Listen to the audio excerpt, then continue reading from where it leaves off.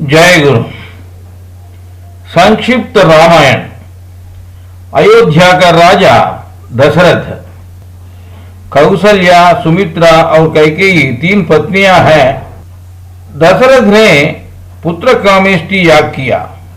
इसका हेतु प्रथम भार्य कौशल्या को ज्येष्ठ पुत्र श्री राम, द्वितीय पत्नी सुमित्रा को तीसरा पुत्र लक्ष्मण और चौथा पुत्र शत्रुघ्न, तीसरा पत्नी कैकेयी को द्वितीय पुत्र भरत जन्म हुआ।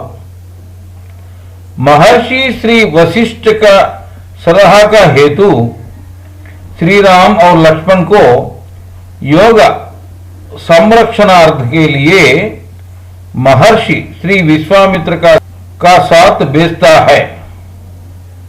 मार्ग मध्य में त्राटक नाम राक्षसी को वध करता है। श्री राम संतुष्ट होकर महर्षि श्री विश्वामित्र दोनों को अस्त्र और शस्त्र देता है। श्री विश्वामित्र का याग विध्वंस करने आया सुबाहु राक्षस को आग्नेय अस्त्र से वध करता है श्री राम। दूसरा राक्षस मारीच को मानवास्त्र से वध करके शतयोजन दूर में समुद्र में फेंक देता है। याग समाप्त होने पर श्री विश्वामित्र महर्षि श्री राम लक्ष्मण दोनों को लेकर सीता स्वयंवर में भाग लेने मिथिला नगर को ले जाते हैं। मार्ग मध्य में पत्थर का रूप में पड़ा हुआ अहल्या को शाप विमोचन करके नाती बनाता है। सीता स्वयंवर में रावण शिवधनुष को तोड़ नहीं कर सकेगा और अपमान होकर लंका नगरी को वापस चला जाता है। श्री राम सीता को, भरत मांडवी को, लक्ष्मण उर्मिला को, शत्रुघ्न श्रुतकीर्ति को विवाह करता है। परशुराम का इच्छा पूरा करने वास्ते उसका धनुष से भी बाण संधान करके अपना शक्ति का प्रदर्शन करता है। श्री राम अपना भ्रातृजनों, पितु दशरथ और माताओं को लेकर वापस अयोध्या को लौट जाते हैं। दशरथ श्री राम का राज्य पट्टाभिषेक करने महर्षि वशिष्ठ को पूछताछ करके मुहूर्त निश्चय करता है। दासी मंधरा का प्रोद्बल से कैकेयी भूतकाल में दशरथ ने वाग्दान दिया हुआ 2 वरदान को अब देने के लिए जिद करती है। अनिवार्य परिस्थितियों में पत्नी कैकेयी का मांग को पूरा करता है। वे है श्री राम को 14 वर्ष वनवास भेजना और कैकेयी का पुत्र को राज्य पट्टाभिषेक करना। अपना पति जहां होगा वहीं ही मैं अयोध्या करके सीता और अपना बड़ा भाई बिना रहा नहीं सकता करके लक्ष्मण दोनों श्री राम जी का साथ वनवास जाते हैं। उस समय में शत्रुघ्न और भरत अयोध्या में नहीं होते हैं।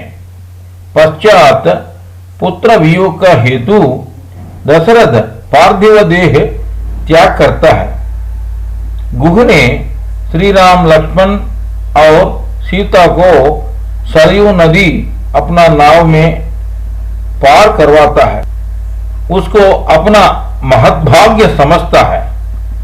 वह तीनों भरद्वाज महर्षि का आश्रम पहुंच जाता है। उधर से चित्रकूट में महर्षि वाल्मीकि का आश्रम पहुंच जाता है। उधर एक पर्णशाला निर्माण करते हैं। उसमें प्रशांत जीवन बिताना आरंभ करते हैं। भरत अपना मामा का घर से लौट आते हैं। श्री राम लक्ष्मण और सीता का वृत्तांत जानकर दुखित होता है। माता कैकेयी को अच्छा नहीं किया बोल के उन तीनों को वापस अयोध्या लाने को चला जाता है। गुह का सहायता से भरद्वाज महर्षि का आश्रम पहुंच जाता है। पर्णशाला जाकर उन तीनों को अयोध्या वापस लौटने के लिए आग्रह करता है।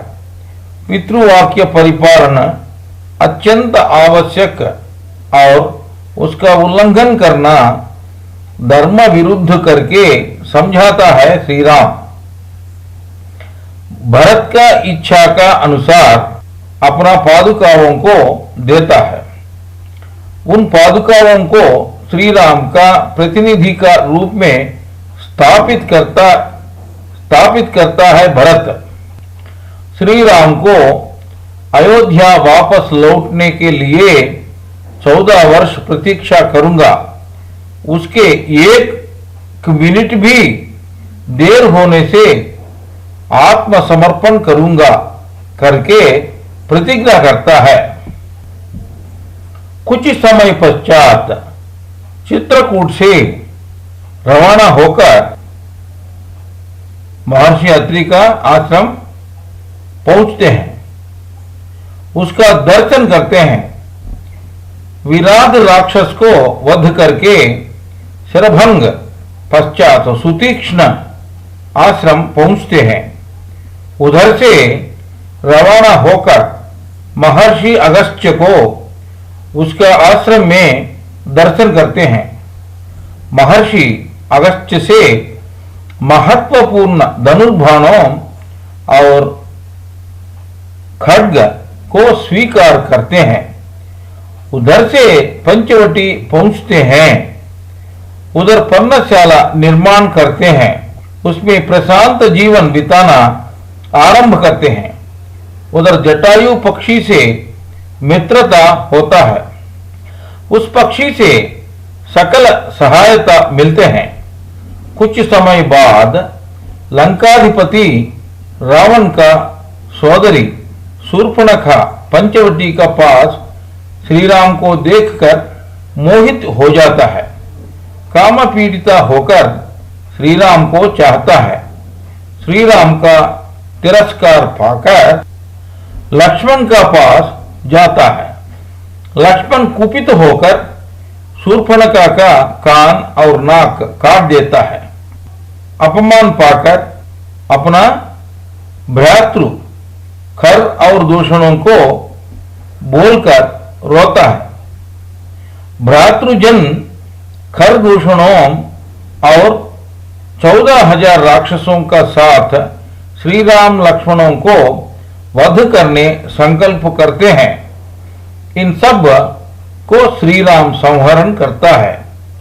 इस वार्ता को सुनकर रावण क्रोधित होकर मरीच को भेज देता है। स्वर्ण हिरण का रूप में सीता को मभ्य करता है। सीता का इच्छा से लक्ष्मण को सीता का रक्षा करने आदेश देकर उस स्वर्ण हिरण को लाने श्री राम जाता है।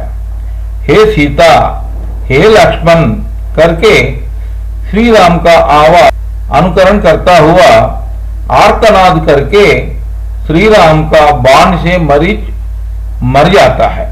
मरीच का धोखा नहीं समझते हुए श्री राम को अपाय हुआ समझता है।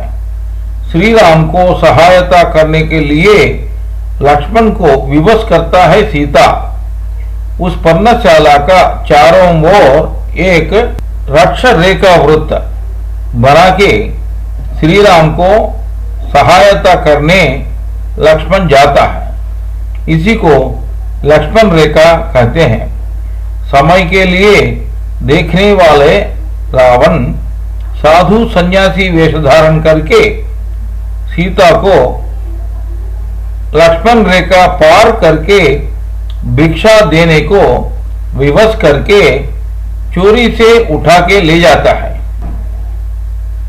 आकाश मार्ग में पक्षी जटायु सीता को रक्षा करने को रुकावट करता है। रावण ने पक्षी का पंख काट देता है। किष्किंधा का समीप मार्ग मध्य में अपना आभरणों को डाल देता है सीता। श्री राम मरीच को वध करके पर्णशाला को वापस आता है। सीता का अदृश्य से चिंताक्रांत होता है। श्री राम लक्ष्मण दोनों सीता को खोजने निकल पड़ते हैं। मार्ग मध्य में भूमि का ऊपर गिरा पड़ा जटायु रावण ने सीता को अपहरण करके ले गया का वार्ता देता है। इस वृत्तांत को सुनकर श्री राम लक्ष्मण दोनों चकित हो जाते हैं। मार्ग मध्य में भूमि का ऊपर गिरा पड़ा जटायु रावण ने सीता को अपहरण करके ले गया का वार्ता देता है। इस वृत्तांत को सुनकर श्री राम लक्ष्मण दोनों चकित हो जाते हैं। मार्ग मध्य में कबंध नाम का राक्षस को श्री राम वध करता है। उससे शाप विमोचन होकर एक गंधर्व उस राक्षस शरीर से बाहर निकल आता है। संतुष्ट होकर वानरों का राजा सुग्रीव का सहायता मांगने के लिए कृतज्ञता पूर्वक कहकर अदृश्य होता है। सीता को खोजते हुए पंपा सरोवर प्रांत पहुंचता है। उधर भक्त सबरी का आश्रम दर्शन करते हैं। प्रेम पूर्वक आतिथ्य स्वीकार करके ऋष्यमुख पर्वत का समीप में आते हैं। उधर सुग्रीव और हनुमान जी का साथ मित्रता होता है। हनुमान जी ने लभ्य हुआ सीता का आभरणों को दिखाता है। उनको देखकर श्री राम व्याकुल हो जाता है।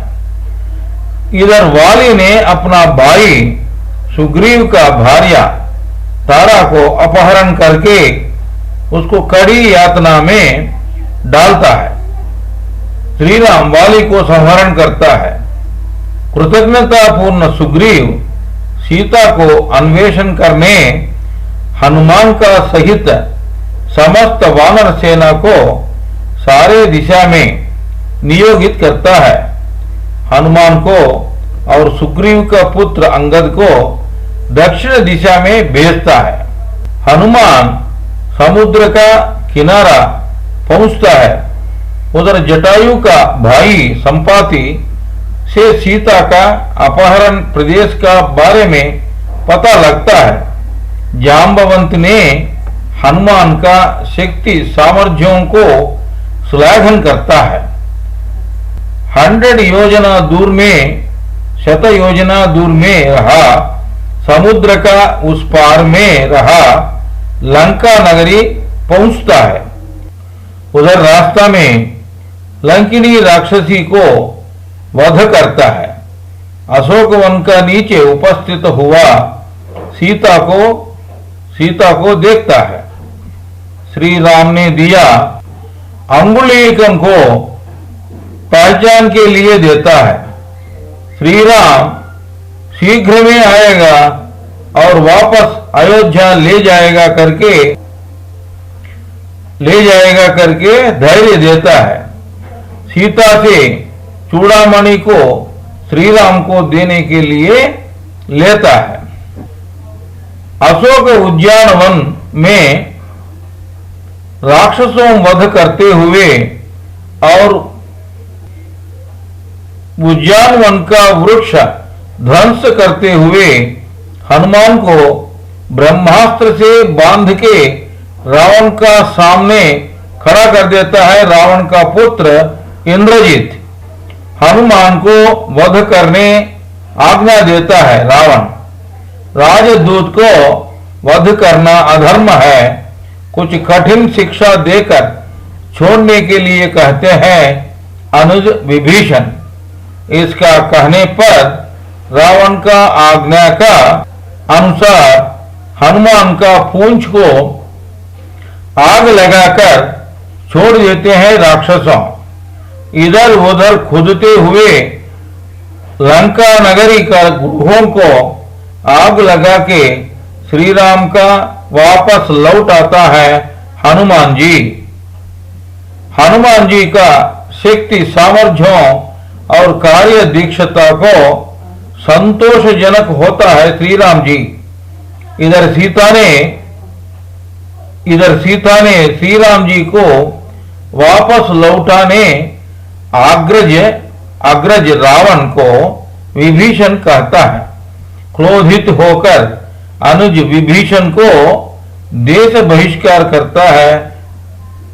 अग्रज रावण विभीषण को शरणागति मांगा विभीषण को अपना पक्ष में लेता है श्री राम जी। तत्पश्चात नल का पर्यवेक्षण में श्री राम जी करुणा से समुद्र का ऊपर वारधि का निर्माण हुआ। रावण का हित बोलने के लिए अंगद को राजदूत बना के भेजता है श्री राम जी। रावण युद्ध के ही संसिद्ध होता है। भीषण संग्राम होता है। दोनों सेना में बहुत लोग देहांत होते हैं। लक्ष्मण का हाथ में विरूपाक्ष मर जाता है। अग्निकेतु, रश्मिकेतु, सुप्तघ्न, यज्ञकोप, धूम्राक्ष, वज्रदंष्ट्र, अकंपन, प्रहस्त, कुंभकर्ण, देवांतक, नरांतक, अतिकाया, महोदर, त्रिशिर, महापार्श्या इत्यादि श्री राम जी का तीक्ष्ण बाणों से निहंत हो गए। रोषपूरित होकर इंद्रजीत लक्ष्मण को मूर्छित कर देता है। जांबवंत का सलाह का अनुसार दिव्य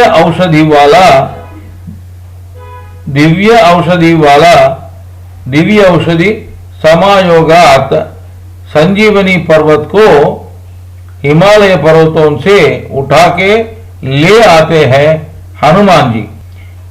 दिव्य औषधि वाला संजीवनी पर्वत का सुगंधों का आघ्राण करके लक्ष्मण को पुनः जीवित हो जाता है। संजीवनी पर्वत को फिर यथास्थान में रखकर वापस आता है हनुमान जी।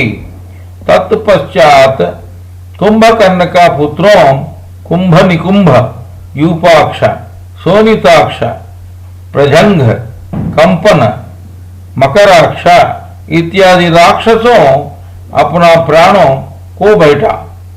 लक्ष्मण ने इंद्रजीत को वध करता है। विरूपाक्ष, महोदर, उभायु इत्यादि राक्षसों को सुग्रीव वध करता है। अंगद महापार्श्व को वध करता है। आखिरी में विभीषण का सलाह का अनुसार श्री राम जी ने रावण का उदर में, पेड़ में बाण लगा के वध करता है। पेड़ में बाण लगा के वध करता है। श्री राम जी विभीषण को लंका का राज्याभिषिक्त करता है। सीता अग्नि प्रवेश करके अपना पवित्रता को निरूपण करता है। सीता लक्ष्मण सपरिवार समेत श्री राम जी पुष्पक विमान में अयोध्या पहुंच जाता है। अग्रज को देखकर भरत आनंद भरित होता है। श्री राम जी को पट्टाभिषेक करके परम संतुष्ट होता है। मल विक्षेपण और आवरण दोषों के बारे में अभी बात करेंगे। पहले कारण शरीर को तमोगुण प्रभाव से मल और आवरण एवं रजोगुण प्रभाव से विक्षेपण दोष प्रभावित करते हैं। सत्य के यथार्थ रूप को छिपाकर एकदम दूसरा रूप अभिव्यक्त करना तमोगुण प्रभाव का आवरण दोष है। रजोगुण संभूत है विक्षेपण शक्ति। माया के विक्षेपण शक्ति की वजह से ही सकल सृष्टि में सुख और दुख, स्वार्थ, प्रेम, वात्सल्य, दया, संतोष, तृप्ति, असंतृप्ति, अरिषड वर्ग यानी काम, क्रोध, लोभ, मोह, मद, मात्सर्य इत्यादि कारण शरीर को रजोगुण की प्रधानता से विक्षेपण दोष होता है।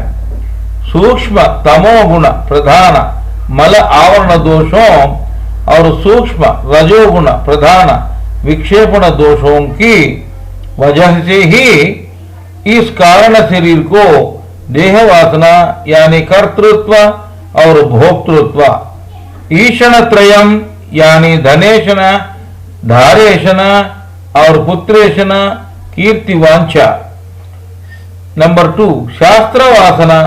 नंबर 3 लोक वासना यानी कर्म फलों को अनुभव करने की प्रीति, अविद्या, अस्मिता यानी भय या अहंकार, राग, द्वेष और अभिनिवेश, अपने शरीर से व्यामोह उत्पन्न होता है। संक्षिप्त रामायण योगा पद्धति। वानर मतलब वरिष्ठ नर यानी सकारात्मक शक्तियां। राक्षस मतलब नकारात्मक शक्तियां। अयोध्या का अर्ध मोक्ष है। इसका राजा दशरथ व परब्रह्म है। उसको 3 पत्नियां हैं। वे कौशल्या व ज्ञान शक्ति, सुमित्रा व क्रिया शक्ति और तीसरा कैकेयी व इच्छा शक्ति है। पुत्र कामेष्टि का याग का हेतु कौशल्या को श्री राम व शुद्ध बुद्धि, सुमित्रा को लक्ष्मण व अहं तत्व, शत्रुघ्न व वैराग्य इच्छा, कैकेयी को भरत व मोक्ष इच्छा जन्म हुआ। वानर का अर्ध वा प्लस नर, वरिष्ठ नर यानी सकारात्मक शक्तियां। राक्षस मतलब नकारात्मक शक्तियां। श्री वशिष्ठ महर्षि क्रिया योग प्रथम गुरु है। उसका सलाह का अनुसार क्रिया योग संरक्षणार्थ के लिए दशरथ व परमात्मा का कृपा का हेतु साधक का अंदर का श्री राम और लक्ष्मण व शुद्धात्मा और अहम तत्व साधक का प्रस्तुत क्रियायोग गुरु श्री विश्वामित्र महर्षि का साथ भेजता है। साधक का शुद्धात्मा व अहम तत्व स्वयं प्रकाशित होने को अपना अंदर का नकारात्मक शक्तियों को संहारण के लिए प्रस्तुत क्रियायोग गुरु श्री विश्वामित्र महर्षि का साथ होना आवश्यक है। मध्य में यानी बीच में आध्यात्मिक मार्ग को रुकावट डालने आया त्राटक राक्षसी यानी मन का आवरण दोष निर्मूल करता है। साधक मूलाधार चक्र जागृति हुआ करके तात्पर्य है। मल विक्षेपन और आवरण दोषों को निवृत्ति करने से ही मोक्ष प्राप्त लभ्य होगा। संतुष्ट हुआ श्री विश्वामित्र महर्षि व शुद्ध बुद्धि से सकारात्मक गुण यानी विविध प्राणायाम पद्धतियां और लभ्य होता है। साधक को क्रिया योग साधना को ध्वंस करने आया सुबाहु व मल दोष को आग्नेयास्त्र यानी मणिपुर चक्र का ज्ञान शक्ति से निर्वीर्य करता है। साधक याद रखना इधर साधक भरत है, बाकी सब उसका अंदर ही है। राम हो, लक्ष्मण हो, सकारात्मक शक्तियां यानी वानर हो, ये सब राक्षसों यानी नकारात्मक शक्तियां, ये सब साधक भरत का अंदर है, याद रखना। दूसरा राक्षस मरीच विक्षेपण दोष को मानवास्त्र से व शरीर मोह से दूर करता है। साधक का स्वाधिष्ठान और मणिपुर चक्रों जागृति हो गया। मूलाधार इच्छा शक्ति, स्वाधिष्ठान क्रिया शक्ति और मणिपुर चक्र ज्ञान शक्ति का प्रतीक है। याग समाप्ति होने पश्चात यानी पद्धतियां सिखाने के बाद मिथिला नगरी व एकांत में सीता स्वयंवर को जाना यानी कुंडलनी और जागृति करना साधक को अत्यंत आवश्यक है। कुंडलनी और जागृति करना साधक को अत्यंत आवश्यक है। इस मार्ग में अहल्या को शाप विमोचन करता है श्री राम। सीता स्वयंवर में व शिवधनुष तोड़ने का समय रावण अपमानित होकर लंका नगरी को वापस चला जाता है। अहंकार से कुंडलनी और जागृति करना असंभव है। अहंकार से कुंडलनी और जागृति करना असंभव है, इसीलिए संसार को वापस जाना ही पड़ेगा। राजा जनक शांत का प्रतीक है। शांत का पुत्री व्यष्टि माया कुंडलनी को साधक का श्री राम शुद्ध बुद्धि विवाह विशिष्ट वाहन करता है। विवाह का मतलब विशिष्ट वाहन यानी जागृति करना चाहता है। लक्ष्मण यानी साधक का अहम तत्व, उर्मिला निद्रा, भरत मांडवी क्रियायोग साधना और शत्रुघ्न श्रुत कीर्ति यानी कीर्ति को विवाह करता है। परशुराम तीव्र साधना का इच्छा का हेतु, परशुराम का अर्थ तीव्र साधना, तो परशुराम का इच्छा का हेतु अपना मेरुदंड यानी धनुष से बाण का संधान करता है। यानी रुद्र ग्रंथि विच्छेदन करके साधक अपना शक्ति का प्रकट करता है। परिपूर्ण शुद्ध बुद्धि, शुद्धात्मा, परिपूर्ण शुद्ध मन एक ही है। ब्रह्म ग्रंथि, रुद्र ग्रंथि और विष्णु ग्रंथि तीनों ग्रंथियों का विच्छेदन मोक्ष के लिए आवश्यक है।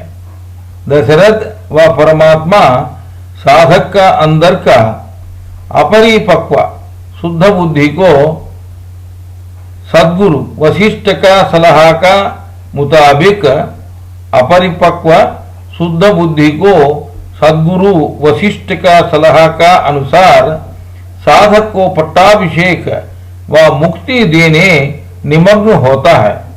ऐसा करना समुचित नहीं है। दासी मंदर व मन का प्रोद्बल से भूतकाल में वाग्दान किया हुआ 2 वर, नंबर 1 14 वर्षों अरण्यवास व तीव्र क्रियायोग साधना, और दूसरा भरत व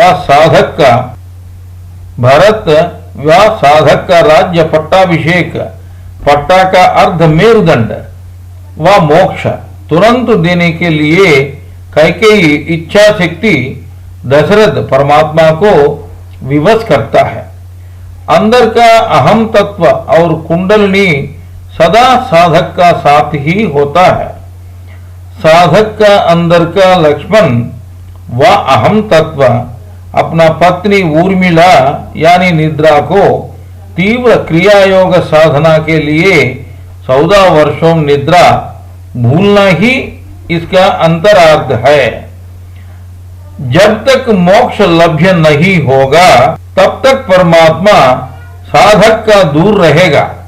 इसी कारण दशरथ व परमात्मा साधक का साथ नहीं रहेगा। गुह व चित्त साधक का शुद्ध बुद्धि, कुंडलिनी व व्यष्टि माया और अहम तत्व तीनों को सरयू नदी व संसार को पार करने सहायता करता है। मोक्ष प्राप्ति के लिए अहंकार को चित्त में, चित्त को मन में, मन को बुद्धि में, बुद्धि को आत्मा में, आत्मा को परमात्मा में ममय करना है। साधक का स्वाधिष्ठान चक्र जागृति हो गया, क्रिया शक्ति बलोपेत हुआ। भरद्वाज महर्षि और वाल्मीकि महर्षि आश्रमों व सकारात्मक शक्तियों का सहायता से चित्रकूट में पर्णशाला निर्माण करके प्रशांत जीवन बिताता है। यानी कूटस्थ में दृष्टि और मन लगा के अहं तत्व को नियंत्रित करके कुंडलिनी जागृति के लिए ध्यान करने उपयुक्त होता है साधक। सकारात्मक सेना को समायुक्त करके दूर हुआ परमात्मा को तीव्र साधना का माध्यम से पुनः लभ्य करने के प्रयत्न ही बुद्धि, अहम तत्व और कुंडलिनी को अयोध्या का लाने का अर्थ है। और कुंडलिनी को अयोध्या का लाने का अर्थ है। कर्म निवृत्ति क्रिया योग साधना से ही साध्य है। कर्म निवृत्ति होने से ही मोक्ष प्राप्त होगा, जिसके लिए 14 वर्षों का तीव्र साधना आवश्यक है। तब तक साधक का तृप्ति के लिए अपना पादुकाओं को वह संप्रज्ञात समाधि मिला देता है।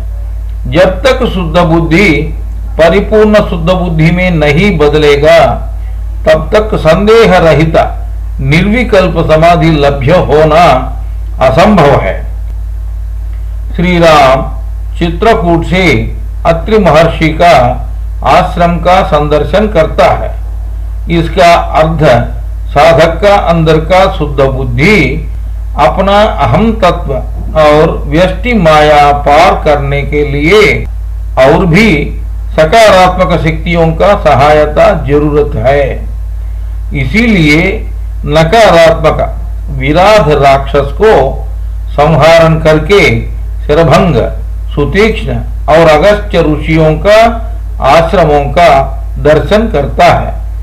सकारात्मक शक्तियों का सहायता से साधक अपना अंदर बचा हुआ अवशेष अहंकार को निर्मूलन करना चाहिए। पंचवटी में पर्णशाला निर्माण करके साधना तीव्रतर करता है। जटायु नाम पक्षी का साथ दोस्ती और सहायता मिलता है। यानी साधक का साधना तीव्रतर होने से अपना अंदर का सकारात्मक शक्तियों का सहायता मिलेगा। साधना करते हुए भी साधक का अंदर का काम वासना यानी शूर्पणखा बीच बीच में शुद्ध बुद्धि को भंग व मलिन करने अवश्य प्रयत्न करते रहेगा। ये सब माया का प्रलोभ और प्रभाव, जिससे साधक सावधान रखना है। शुद्ध बुद्धि यानी श्री राम से तिरस्कार पाकर सुधारा हुआ अहं तत्व यानी लक्ष्मण से भी अपमान पाकर निर्वीर्य होता है। काम वासना अपना और नकारात्मक भाइयों खरदूषण और 14,000 को लेकर आते हैं।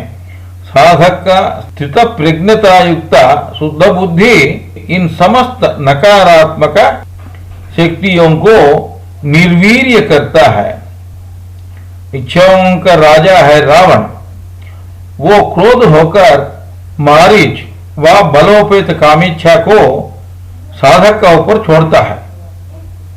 साधक का अंदर का नकारात्मक शक्तियों आखिरी तक साधना को भंग करने को तीव्र प्रयत्न करते रहता है। यह सब माया का खेल है, इसको साधक समझना चाहिए। बलोपेत कामेच्छा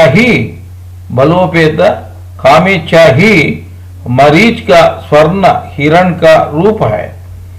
साधक को शुद्ध बुद्धि का प्रलोभ करना ही सीता या व्यष्टि माया का उद्देश्य है। इसलिए उस हिरण को लाने के लिए श्री राम व शुद्ध बुद्धि को प्रेरेपण करता है। शुद्ध बुद्धि का शुद्धता में स्वल्प विकल्प होने से कुंडलिनी लक्ष्मण व अहं तत्व अधीन में होगा। इसी समय के लिए इंतजार करने वाला रावण व कामवासनों का राजा साधु सन्यासी का रूप में शुद्ध बुद्धि से सीता व व्यष्टि माया को और दूर लंका नगरी व काम वासनों का नगरी में ले जाते हैं। उस समय में इच्छाओं साधक को साधु सन्यासी व अच्छा ही लगेगा। साधक का अंदर का जटायु व धीरता जागरण होके उस नकारात्मक काम वासनों का राजा को प्रतिरोध करने तीव्र प्रयत्न करता है। उस प्रयत्न में अपना अंदर का कबंध राक्षस व नकारात्मक शक्तियों को वध करता है। इसका वजह से साधक का मन और भी स्थिर हो जाता है, हनुमान बन जाता है। हनु का अर्थ मारना, मन का अर्थ मनस यानी मनस को स्थिर करना ही हनुमान का अर्थ है। मन स्थिर हुआ साधक को सुग्रीव, सु यानी अच्छा, ग्रीव यानी शब्द, अच्छा शब्द व ओंकार, सुग्रीव मतलब ओंकार सुनाई देगा। अब साधक को अनाहत चक्र जागृति हुआ, अनाहत चक्र जागृति हुआ। सुग्रीव सुनाई देने के लिए तब तक अवरोध करने वाले सुग्रीव का भाई यानी साधक का अंतर्गत भाई को वध करना पड़ेगा। मन स्थिर होने से बुद्धि स्थिर होता है। याद रखना, वाली मतलब साधक का अंतर्गत भय। ये ओंकार नहीं सुनाई देने के लिए अंतर्गत भय को वाली कहते हैं। साधक का ओंकार नहीं सुनाई देने के लिए अंतर्गत भय जो होता है उसको वाली कहते हैं। जब अंतर्गत भय समाप्त होगा तब साधक का स्थिर मन व हनुमान कुंडलिनी को परिपूर्ण जागरण के लिए प्रयत्न करता है। इसी कोशिश में सुग्रीव व ओंकार हनुमान व स्थिर मन को राजदूत का रूप में दक्षिण दिशा में भेजने का अर्थ है। दक्षिण दिशा में ही सीता व कुंडलिनी व व्यष्टि माया गुदस्तान का पास 3.5 टर्न्स लगा के शेषनाग जैसा फण नीचे पूंछ ऊपर चक्रों में रख के मूलाधार में निद्राण स्थिति में रहता है। अशोक वन का अर्थ अचंचल संकल्पों है। अशोक वन का अर्थ अचंचल संकल्पों है। साधक का अंदर का चंचल संकल्पों ही कुंडलिनी परिपूर्ण जागरण नहीं होने का हेतु है। कुंडलिनी परिपूर्ण जागरण नहीं होना ही भवसागर का सर्वस्व का हेतु है। स्थिर मन का वजह से लभ्य हुआ आत्मबोध से, स्थिर मन का वजह से लभ्य हुआ आत्मबोधा से साधक को कुंडलिनी परिपूर्ण जागरण होगा करके प्रेरणा मिलता है। स्थिर मन का हेतु सारे नकारात्मक शक्तियों ध्वंस होने लगता है। सारे नकारात्मक शक्तियों का एक साथ करके स्थिर मन को चंचल करने इच्छाओं का राजा रावण तीव्र प्रयत्न करना ही राजदूत हनुमान जी को पकड़ के पूंछ का आग लगाने का अर्थ है।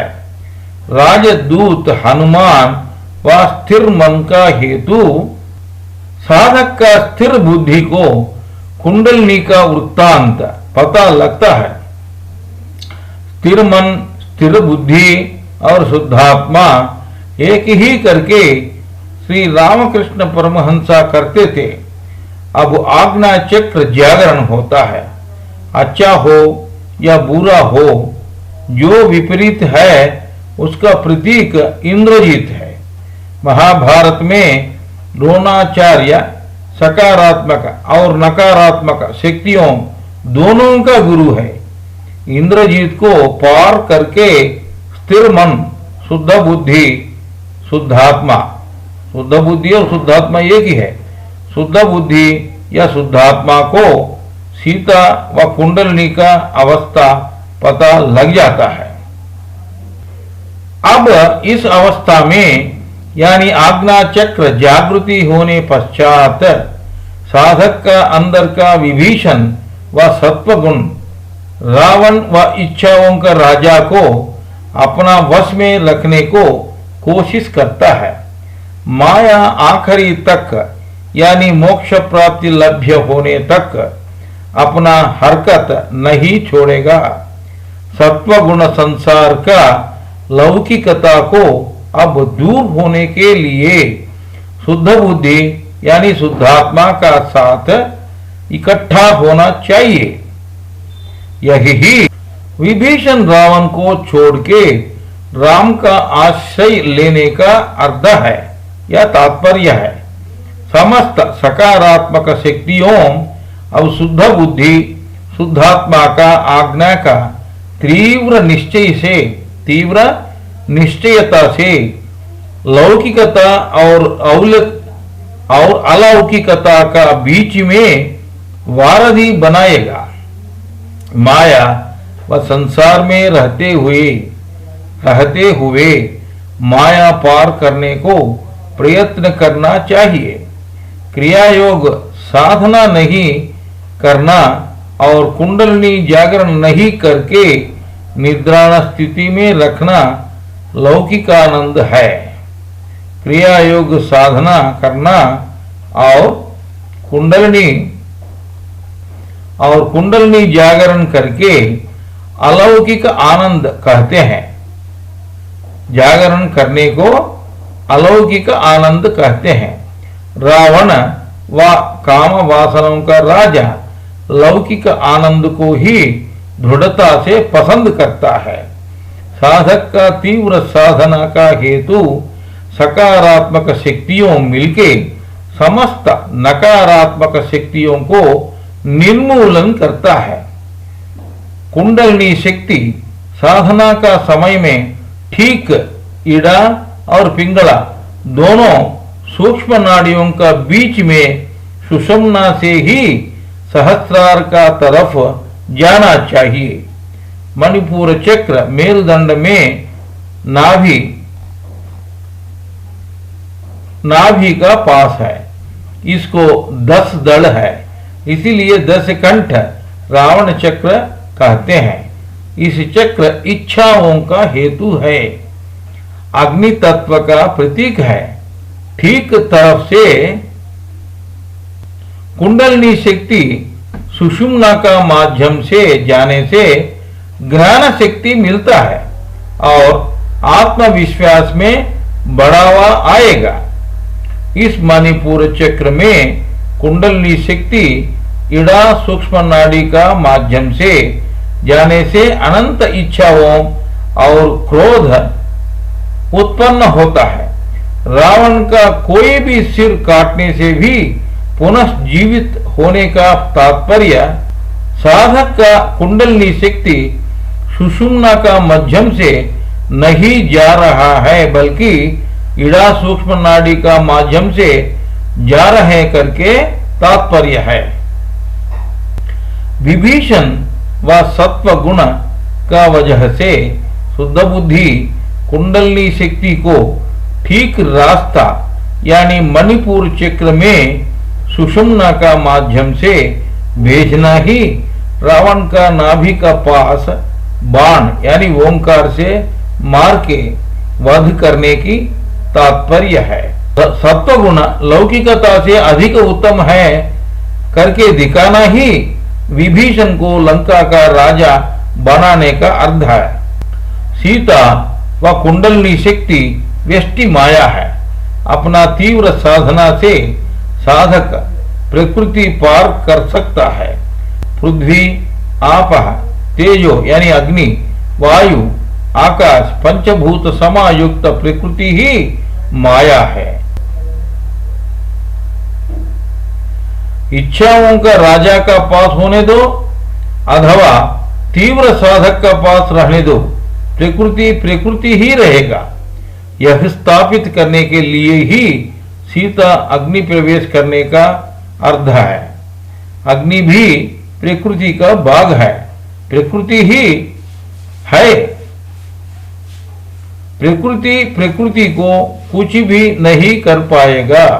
आखिरी में तीव्र क्रिया योग साधना से साधक का शुद्ध बुद्धि परिपूर्ण शुद्ध बुद्धि में बदलना और परिपूर्ण शुद्धात्मा जैसा परिणाम होके परमात्मा में ममैक होना ही श्री राम राज्य पट्टाभिषेक है।